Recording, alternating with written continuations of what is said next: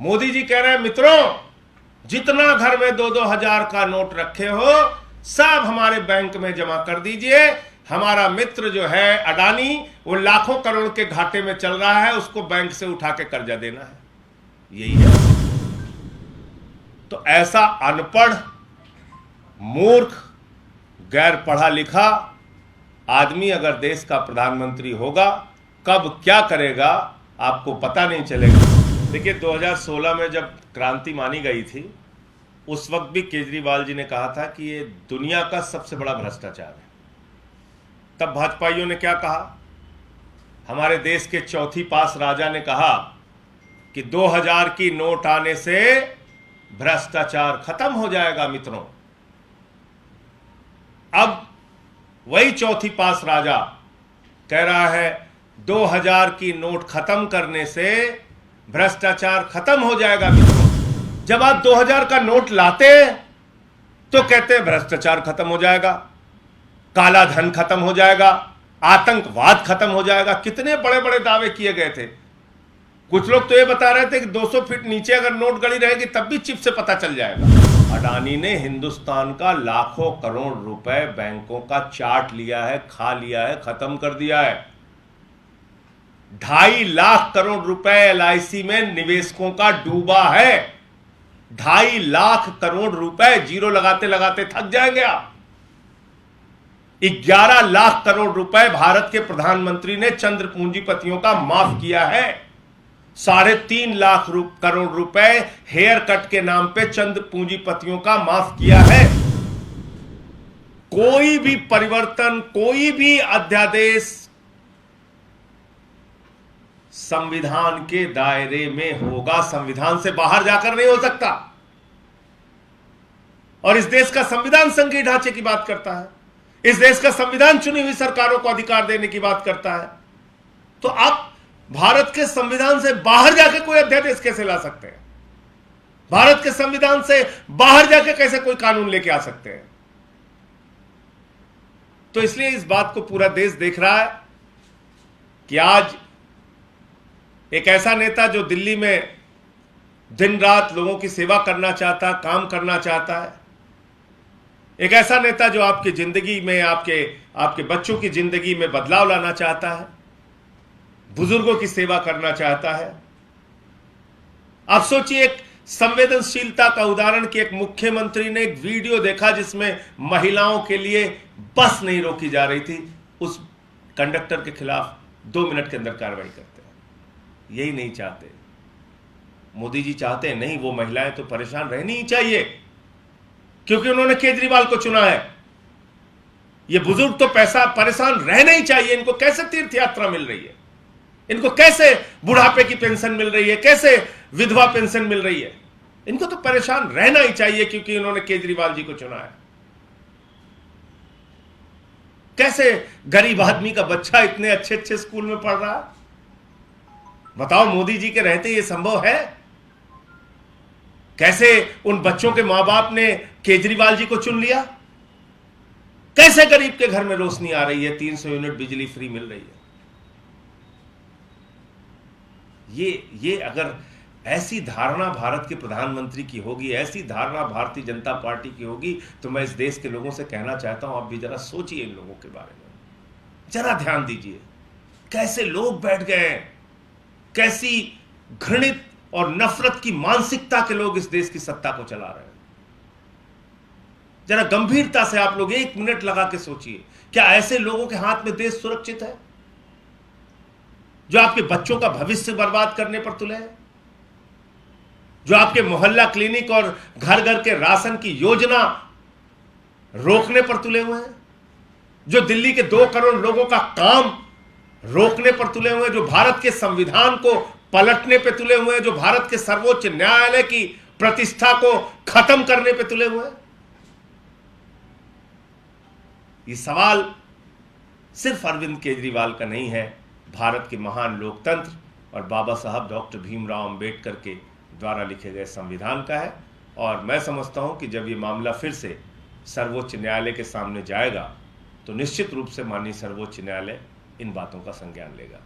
मुझे इतनी बात कहनी थी। आपका कोई प्रश्न? आप लोग सीधे सुप्रीम कोर्ट का रुख करेंगे? सरकार जो है वो सुप्रीम कोर्ट का रुख करेगी? उस पर सरकार फैसला लेगी और मुख्यमंत्री जी फैसला लेंगे कि उसमें क्या उनको करना है। लेकिन मैं सिर्फ इतना कह रहा हूं कि ये जो फैसला आया है ये सर्वोच्च न्यायालय के संविधान पीठ और सर्वोच्च न्यायालय के 5 जजों के फैसले को पलटने का अध्यादेश है, जो कोई मामूली बात नहीं है, जो सामान्य बात नहीं है। और ऐसे तो फिर देश का लोकतंत्र नहीं बचेगा और निश्चित रूप से इसका संज्ञान सर्वोच्च न्यायालय लेगा। संसद में मामला जाएगा, आप तो उसका विरोध करेंगे, लेकिन क्या आंदोलन को लेकर कुछ तैयारी है कि आप सड़क पर इसका कैसे विरोध करेंगे? देखिए, सड़क से लेकर संसद तक इसका विरोध करेंगे और मुझे लगता है कि संसद तक ये पहुंचेगा ही नहीं, उसके पहले ही सर्वोच्च न्यायालय इस फैसले को संज्ञान में लेते हुए, इस अध्यादेश को संज्ञान में लेते हुए अपना निर्णय देगा। लेकिन जब संसद में आएगा तो उस वक्त क्या होगा ये आप देखिएगा।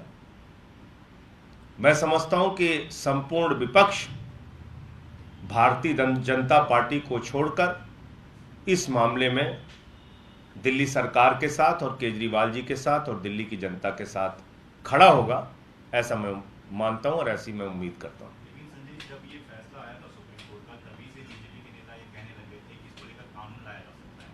अब जब ये अध्यादेश लाया गया, सभी बीजेपी के नेता ये कह रहे हैं कि आप अधिकारियों को डरा रहे हैं, धमका रहे हैं, उनको जान से मारने की धमकियां तक मिल रही हैं, तो फिर ऐसे में इनकी रक्षा कौन करेगा? जो लोग ऑर्डिनेंस लॉ के अधिकारियों की, दागदार अधिकारियों की सेवा बढ़ाते हैं, जो लोग रिटायरमेंट के बाद भी कमिश्नर और ईडी डायरेक्टर और सीबीआई के डायरेक्टर के पोस्ट पर अपने चहेते, अपने उंगली के इशारे पर नाचने वाले लोगों को अपॉइंट करते हैं, जो लोग अपने खिलाफ एक शब्द बोलने वाले अधिकारी को न सिर्फ हटाते हैं, सस्पेंड करते हैं, टर्मिनेट करते हैं, बल्कि उठा के उसको जेल में बंद करके सड़ाते हैं, वो हमसे सवाल पूछ रहे हैं। अरे हमने तो जो सर्वोच्च न्यायालय ने अधिकार दिया उसका पालन हम कर रहे थे और सर्वोच्च न्यायालय ने कहा कि देश संघीय ढांचे से चलेगा, लोकतंत्र से चलेगा, चुनी हुई सरकार से चलेगा, संविधान के दायरे से चलेगा। तो जब हमको ट्रांसफर पोस्टिंग का अधिकार सर्वोच्च न्यायालय के 5 जजों की संविधान पीठ ने दिया, तो उस पर हम अगर कोई ट्रांसफर पोस्टिंग कर रहे हैं,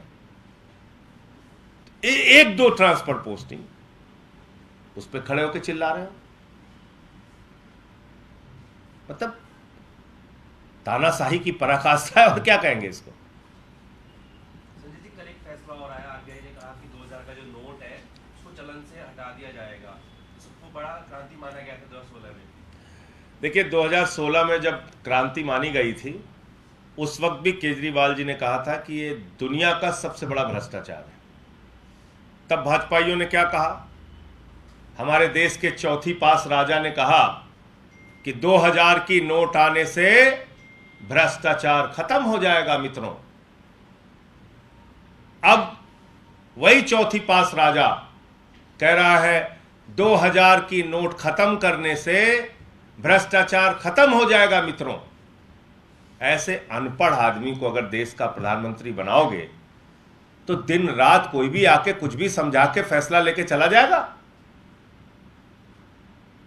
ये क्या मजाक बना रखा है आपने? जब आप 2000 का नोट लाते हैं तो कहते हैं भ्रष्टाचार खत्म हो जाएगा, काला धन खत्म हो जाएगा, आतंकवाद खत्म हो जाएगा। कितने बड़े बड़े दावे किए गए थे। कुछ लोग तो ये बता रहे थे कि 200 फीट नीचे अगर नोट गड़ी रहेगी तब भी चिप से पता चल जाएगा। ऐसा करिश्मा सब बता रहे थे। और अब कह रहे हैं 2000 की नोट बंद होने से भ्रष्टाचार खत्म हो जाएगा। इस देश की जनता को मूर्ख समझ रखा है क्या भाई? इंटायर पॉलिटिकल साइंस की तुम्हारी डिग्री हो सकती है, उस डिग्री का पता ना चले ये भी हो सकता है, लेकिन देश का बेड़ा गर्क मत करो, देश को ऐसी मुसीबत में मत डालो। अब होगा क्या?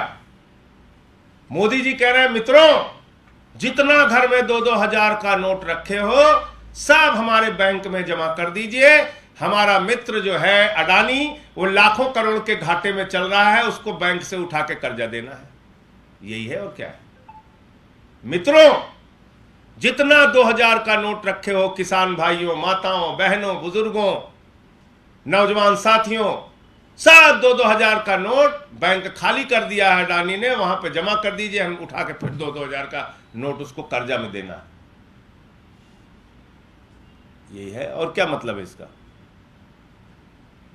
अडानी ने हिंदुस्तान का लाखों करोड़ रुपए बैंकों का चाट लिया है, खा लिया है, खत्म कर दिया है।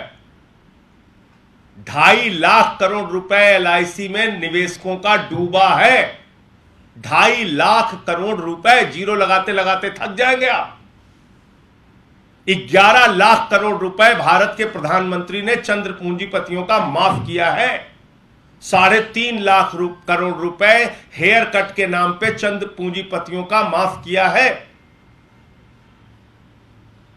और अब कह रहे हैं जितना घर में 2-2 हजार का नोट है सब बैंक में जमा करो, उठा के अडानी को देना है, क्योंकि हमारा दोस्त घाटे में कैसे रह सकता है हमारे रहते हुए। ये मकसद है और क्या है। तो ऐसा अनपढ़, मूर्ख, गैर पढ़ा लिखा आदमी अगर देश का प्रधानमंत्री होगा, कब क्या करेगा आपको पता नहीं चलेगा। एक बंदर के अस्तूरे की कहानी मैंने बचपन में सुनी थी। वो पहले राइट में अस्तूरा मारता है, फिर लेफ्ट में अस्तूरा मारता है, फिर सीधे अस्तूरा मार लेता है। तो बंदर के हाथ में अस्तूरे वाली कहानी है, सीधे मार लिया उन्होंने।